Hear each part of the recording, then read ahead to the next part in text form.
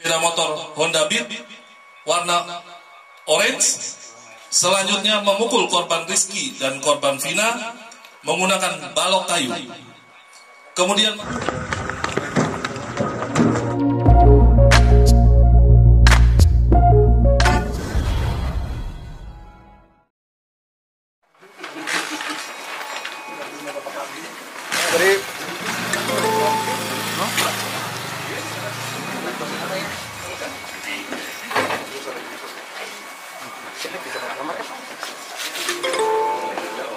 mundur dikit dan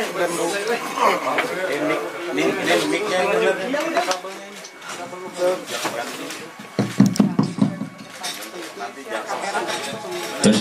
kabelnya benerin biar gak orang jatuh nanti gara-gara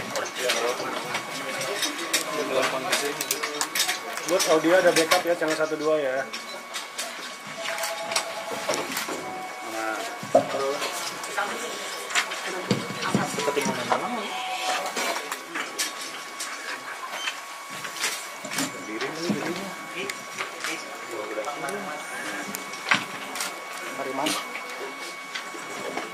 HP yang depan yang berdiri Tunduk dong.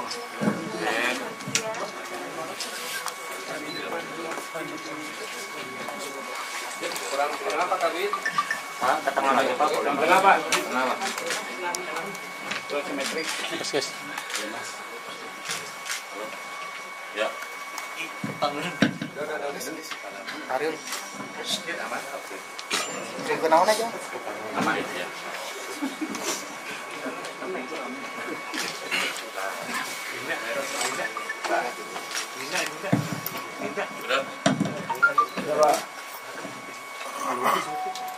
Shalom. Assalamualaikum warahmatullahi wabarakatuh. Om Swastiastu, Namo Buddhaya, salam kebajikan. Selamat siang. Yang saya hormati Pak Dirkrim rekan-rekan penyidik, dan tentunya rekan-rekan pers yang hadir pada siang hari ini. Kami dari Polda Jabar akan menyampaikan update perkembangan penanganan kasus Vina Eki yang telah diputus oleh pengadilan terhadap 8 tersangka lainnya. Dan saat ini kita sama-sama menyaksikan bahwa di sebelah saya telah berhasil diungkap 1 tersangka lainnya. Untuk itu saya akan sampaikan rilis pada hari ini,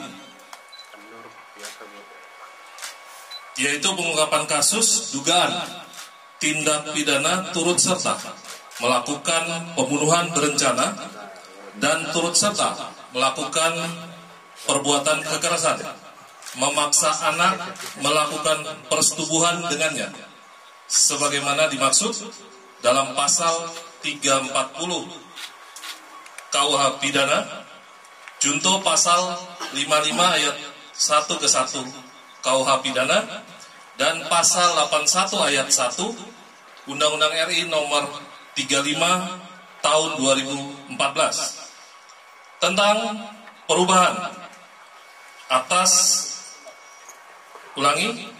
tentang perubahan atas Undang-Undang RI nomor 23 tahun 2002 tentang perlindungan anak, junto pasal 55 ayat 1 ke 1 KUH Pidana.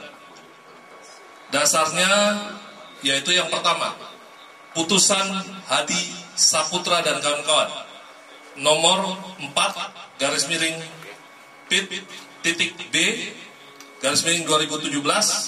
PN Cirebon tanggal 19 Mei 2017. 2. Putusan Rivaldi Aditya Wardana dan kawan-kawan nomor 3/B/2017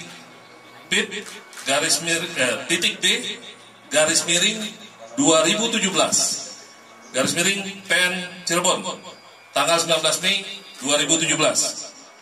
Ketiga, putusan Sakatata nomor 16/PIT/sus anak PN Cirebon, tanggal 7 Oktober 2016. Yang keempat, adanya laporan polisi nomor LP 953 B Romawi 8 2016 Jabar Cirebon Kota, tanggal 31 Agustus 2016 atas nama pelapor Rudiana. TKP-nya pada hari Sabtu tanggal 27 Agustus 2016 di lokasi lahan kosong di belakang bangunan showroom mobil Jalan Perjuangan Majasem, Kampung Situ Gangga, Kelurahan Karya Mulya, Kecamatan Kesambi, Kota Cirebon. Sebagai pelapor adalah Rudiana. Tersangkanya saat ini PS alias Perong alias Robi Irawan. Korban 1. Muhammad Rizky Rudiana meninggal dunia. 2. Vina meninggal dunia.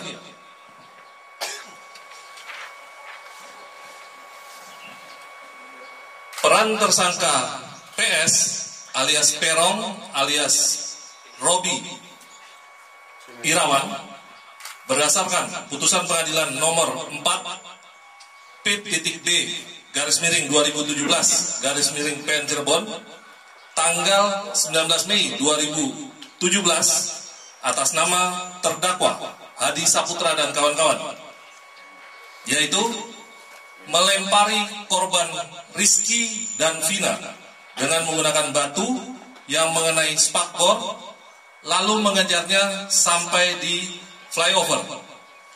Kemudian memukul korban Rizky dan Vina dengan tangan kosong ke arah tubuh, lalu membonceng korban Rizky menuju lahan kosong di belakang bangunan showroom mobil seberang SMP Negeri 11 Cirebon. Bersama dengan Rivaldi, selanjutnya memukul dan menyabetkan samurai pendek berbentuk pipa ke korban Rizky dan memukul korban Vina dengan menggunakan tangan kosong mengenai hidung sampai mengeluarkan darah di TKP, lalu mengangkat korban Vina ke dekat korban Rizky, kemudian mencium dan memegang payudara anak Vina di TKP, yang selanjutnya membawa korban Vina ke flyover dan meninggalkannya. Peran peran PS alias Perong alias Robi Irawan berdasarkan keterangan dari saksi pada tanggal 20 Mei 2024, kemudian 22 Mei 2024 dan 25 Mei 2024, yaitu menyuruh dan mengejar korban Rizky dan korban Vina dengan menggunakan sepeda motor Honda Beat warna orange. Selanjutnya memukul korban Rizky dan korban Vina menggunakan balok kayu. Kemudian membonceng korban Rizky dan korban Vina menuju TKP bersama dengan saksi. Memukul korban Rizky menggunakan balok kayu, lalu memperkosa korban Vina dan membunuh korban Vina dengan cara dipukul menggunakan balok kayu. Kemudian membawa korban Rizky dan korban Vina menuju flyover. Peran PS alias Perong alias Robi Irawan berdasarkan keterangan saksi pada tanggal 22 Mei 2024 dan 24 Mei 2024. Saksi bekerja di sekitar TKP selama 5 tahun. dan saksi mengenal wajah orang-orang yang biasa nongkrong di depan SMP Negeri 11 Cirebon, namun tidak tahu namanya.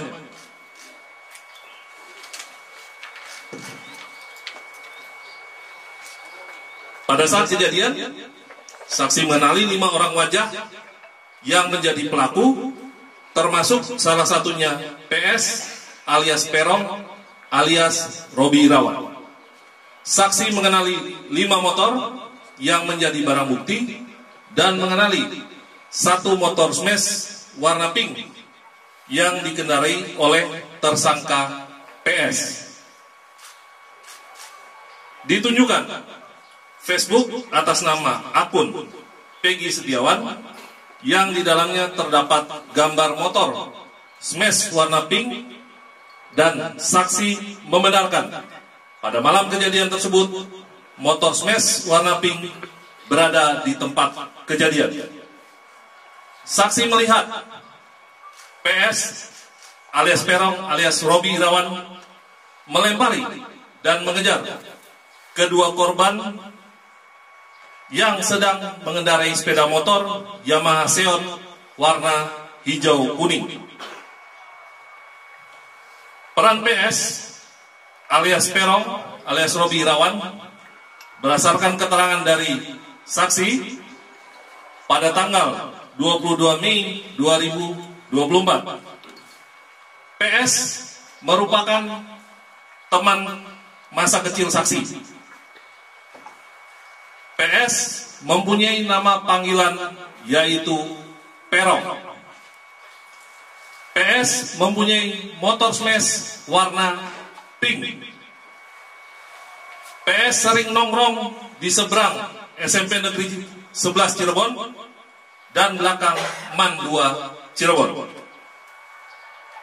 Peran PS alias Peron alias Robi Irawan berdasarkan keterangan dari saksi pada tanggal 22 Mei 2024, yaitu Peggy sering nongkrong di seberang SMP Negeri 11 Cirebon. Peran PS alias Peron alias Robi Irawan berdasarkan keterangan saksi pada tanggal 22 Mei 2024, yaitu penyidik lama, artinya penyidik pada tahun 2016 pernah mendatangi rumah DPO, namun yang bersangkutan tidak ada di lokasi.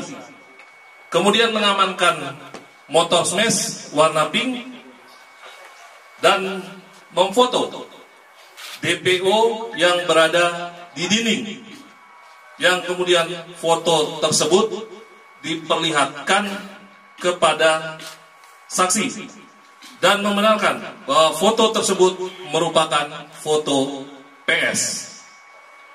Upaya tersangka PS menghilangkan identitas. Yang pertama, sekitar bulan September 2016 sampai dengan tahun 2019 menyewa kamar kontrakan di Katapang, Kabupaten Bandung, dan mengaku bernama Robi Irawan.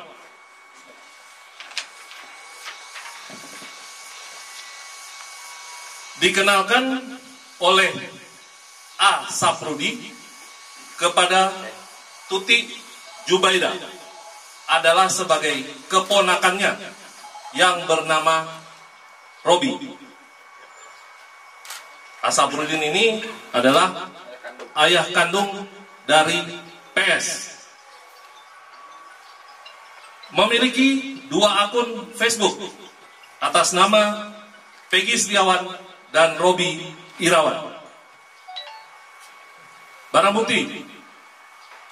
Selain barang bukti yang sudah ada di dalam putusan pengadilan, ditemukan barang bukti baru hasil penggeledahan di rumah orang tua tersangka PS alias Peron alias Robi Irawan, yaitu 2 lembar STNK kendaraan roda 2 dengan nomor polisi B3408 TFV dan B6247PIK beserta 2 kunci kendaraan roda 2. 1 lembar asli surat kelahiran atas nama Peggy Setiawan. 2 buku raport asli SD dan SMP atas nama Peggy Setiawan. 2 lembar ijazah asli SD dan SMP atas nama Peggy Setiawan.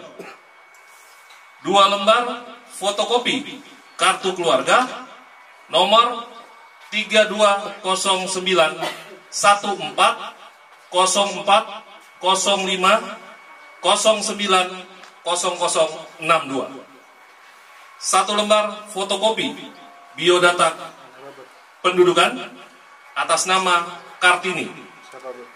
2 lembar ijazah dan hasil ujian nasional SMP atas nama Peggy Setiawan. 1 lembar fotokopi surat keterangan pembuatan KTP atas nama Peggy Setiawan.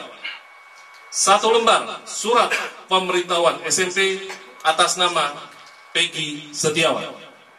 4 lembar foto Peggy. 1 lembar kartu Indonesia Pintar atas nama Peggy Setiawan.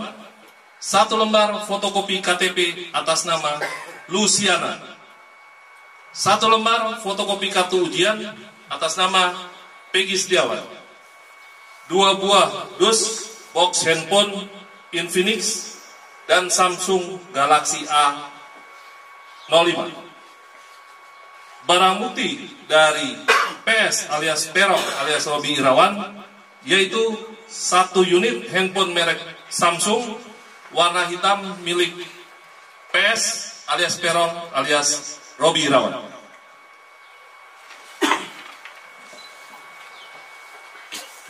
Modus operandi melakukan tindak pidana turut serta melakukan pembunuhan berencana dan turut serta melakukan perbuatan kekerasan, memaksa anak melakukan persetubuhan dengannya terhadap korban atas nama Rizky dan atas nama Vina dengan menggunakan alat berupa kayu, batu, dan senjata tajam sampai meninggal dunia.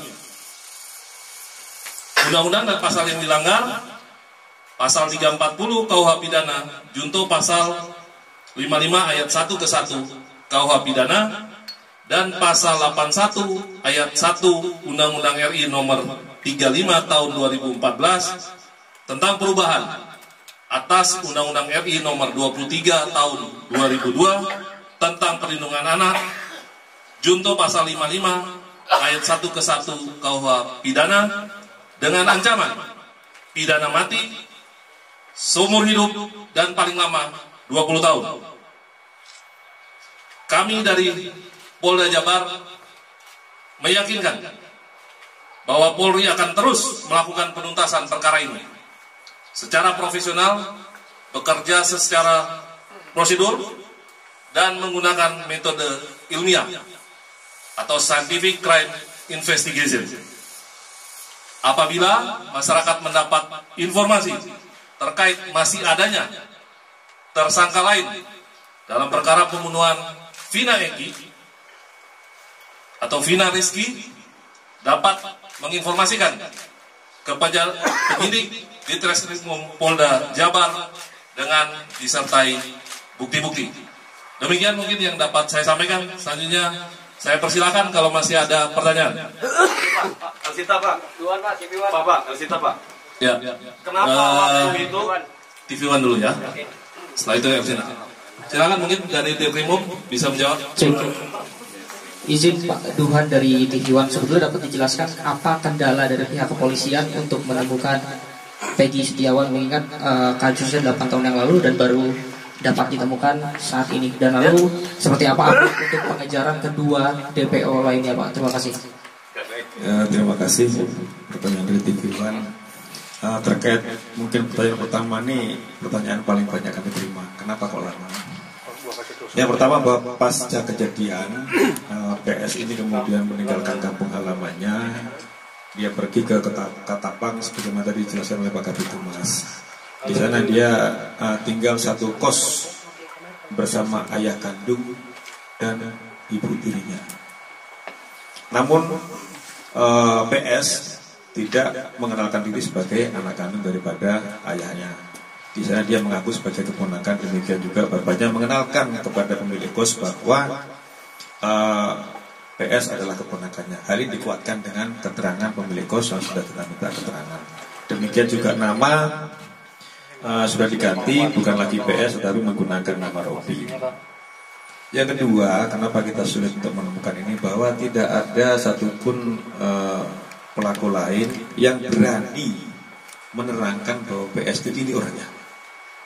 Padahal mereka tinggal di satu lingkungan, bahkan ada teman sekolah ataupun teman bermain. Jadi kenapa kesulitan kita selama ini seperti itu? Karena memang saksi yang berani menerangkan itu belum ada. Akhirnya kita ajak bicara para tersangka yang sudah vonis dari hati ke hati, mereka menerangkan bahwa PS adalah ini orangnya, sehingga kami bermudah untuk melakukan pelacakan.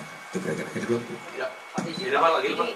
Mengapa para tersangka lainnya tidak berani menjelaskan kepada si penyidik mengenai Ya, itu bukan ada alasan lain dari para tersangka ya, apakah memang dia melindungi ataupun PS ini sejauh mana sepak terjangnya di kalangan mereka, ada yang bilang takut dan sebagainya. Jadi ketakutan dari mereka saja, tidak berani menerangkan PS ini orangnya. Intinya itu mempersulit kita untuk melakukan pelacakan. Dan menurut keterangan dari kepala lingkungan atau RT di tempat tinggal di mana PS berada juga, manakala PS ini pulang ke rumah juga sering menggunakan masker sehingga berusaha mengelabui lingkungan. Nah, dia kemarin pergi dari Cirebon sekitar tanggal 15 ke Bandung menggunakan masker juga sama, menurut keterangan dari kepala lingkungan yang ada di Cirebon. Ya, Elsinta dulu, nanti coba Elsinta. Saya Pak dari Elsinta. Waktu penyidikan di awal, waktu proses persidangan terus penyidikan, kenapa para tersangka ini ataupun terduga ini mencabut keterangannya? Itu yang satu. Ya. Kedua, waktu Oke. Nah, kenapa para tersangka ini mencabut keterangannya? Ini memang ada instruksi dari kuasa hukum. Jadi semua tersangka diperintahkan untuk mencabut keterangan.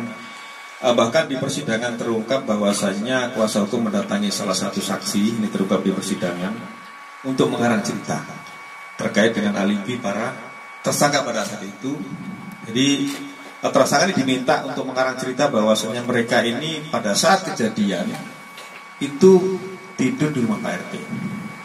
Dan itu sempat Pak RT terangkan, namun pada akhirnya dicabut sendiri bahwasanya para tersangka pada saat kejadian itu mereka tidak tidur di rumah Pak RT, melainkan besok malamnya setelah kejadian malam Minggu, jadi malam Senin, kemudian mereka itu tidur di rumah Pak RT. Itu benar. Jadi Pak RT waktu itu sempat mengaku bahwa mereka tidur, akhirnya dicabut pada saat sidang, dan itu menurut keterangan dari para saksi itu adalah permintaan dari kuasa hukum tersangka dan keluarganya. Berarti nyambung ya ketika waktu penyidikan termasuk waktu fakta persidangan bahwa ke-8 tersangka ini melakukan penganiayaan terhadap petugas. Terkait penganiayaan, ini rekan-rekan sekalian, pada saat itu memang ramai di Facebook bahwasanya mereka disiksa. Tetapi pada saat muncul bahwa itu juga dilakukan oleh sama tahanan. Dan kemudian pada saat itu telah dilakukan proses terhadap anggota yang jaga tahanan maupun penyidik, itu 15 orang sudah diproses terkait dengan kelalaian mereka dalam menjaga tahanan. Jadi ada upaya dari tahanan lain, mereka disiksa juga sampai penggep-penggep itu, yang mana waktu itu muncul di Facebook kemudian rame. Itulah yang kemudian menjadikan kasus ini tarik ke Polda Jabar. Jadi sesama tahanan mereka saling pukul sehingga mereka lebam-lebam, dan terhadap anggota 15 orang sudah dikenakan tindakan disiplin. Berarti membahayakan juga ya. Ya. Bahkan di rutan juga salah satu tersangka mereka dipukuli bersama mereka sendiri. Ini yang terungkap. Ya, Mas. Silakan. Peggy kan kemarin dari Pak Kabid Humas menerangkan kalau dengan Peggy merupakan otak pelaku dari kejadian ini. Seperti apa Pak? Bisa dijelaskan Pak? Jadi memang PS ini merupakan otak pelaku. Jadi ketika mereka kumpul-kumpul sesama geng motor, karena mereka dibilang monreker, mereka manakala ada kelompok ekstasi yang lewat di jalan itu, mereka sering lempar dengan batu. Itu yang terjadi. Nah, pas ada kejadian, PS mengajak salah satu tersangka lain untuk mengejar korban ini, yang dia sampaikan bahwa saya ada masalah dengan itu, kejar. Nah, masalah apa sudah kita dalami. Kemudian dikejar berdua sampai dengan di jembatan layang, dipukul korban sampai dengan jatuh. Kemudian dibawa korban ini satu motor dengan satu tersangka lain dan jadi satu motor berempat. Yang korban Eki taruh depan, didudukkan depan joki, kemudian joki di belakangnya ada korban yang wanita, Vina, kemudian di belakang lagi adalah PS. Di situ dibawa ke kebun kosong, baru yang lainnya rame-rame mengikuti mereka. Jadi yang menurut keterangan salah satu pelaku juga bahwa yang melakukan persetubuhan terhadap Vina yang masih di bawah umur pada saat itu sudah dalam kondisi pingsan. Yang melakukan persetubuhan pertama adalah PS, kemudian diikuti oleh tersangka lain, kecuali satu yang memang di bawah umur tidak ikut melakukan persetubuhan. Jadi perlu saya tegaskan di sini rekan-rekan bahwa tersangka semua bukan 11 tapi 9. Sehingga DPO hanya 1. Untuk itulah kami selama ini meyakinkan bahwa 5 keterangan berbeda dari tersangka itu ada yang menerangkan 3. Ada lagi yang menerangkan 3 dengan nama berbeda. Ada yang menerangkan 5, ada yang menerangkan 1. Setelah kami melakukan penyidikan lebih mendalam, ternyata 2 nama yang disebutkan selama ini itu hanya asal sebut. Jadi tidak ada tersangka lain. Namun apabila nanti di kemudian hari muncul tersangka lagi, ya kami akan periksa. Tetapi sejauh ini fakta di dalam penyidikan kami, tersangka atau DPO adalah 1, bukan 3. Jadi semua tersangka jumlahnya 9, bukan 11. 8 melakukan persetubuhan, yang 1 tidak. Pak, ada informasi mengenai di media sosial soal identitas Peggy versi lain, itu dari polisi? Ya, bahwa kita yakinkan PS adalah ini. Kita sudah menyita sejumlah dokumen terkait dengan identitas, kemudian juga motor yang digunakan kita sudah dapat STNK-nya, walaupun motornya belum dapat, tetapi STNK kendaraan yang digunakan pada saat kejadian kita sudah mengamankan. Nah, kita meyakinkan ini dengan sejumlah dokumen, baik kartu keluarga, kemudian ijazah dan sebagainya, kita yakinkan bahwa ini adalah PS atau Peggy Setiawan. Ya. Perbedaan ciri-ciri DPO dan kemarin sebenarnya di DPO sempat diumumkan Setiawan PS ini rambutnya keriting seperti itu. Ya, itulah namanya juga ciri-ciri kan. Semua bisa menyebut ciri-ciri. Itulah kami kenapa tidak memasang foto, karena tadi itu keterangan berbeda-beda dari tersangka, maka kami tidak pasang foto, juga tidak berusaha membuat sketsa. Maka nanti perbedaan sehingga masyarakat juga tidak berasumsi bahwa PS ini siapa sih. Kami yakinkan bahwa PS ini dan bahwa DPO berapa? 1, bukan 2. DPO tidak ada, itu asal sebut nama. Ya, itu sudah kami dalami. Ternyata yang 2 yang atas nama Dani dan Adi itu tidak ada. Jadi yang benar DPO 1 atas nama PS. Untuk motif sendiri apa? Itu karena motor atau karena percintaan?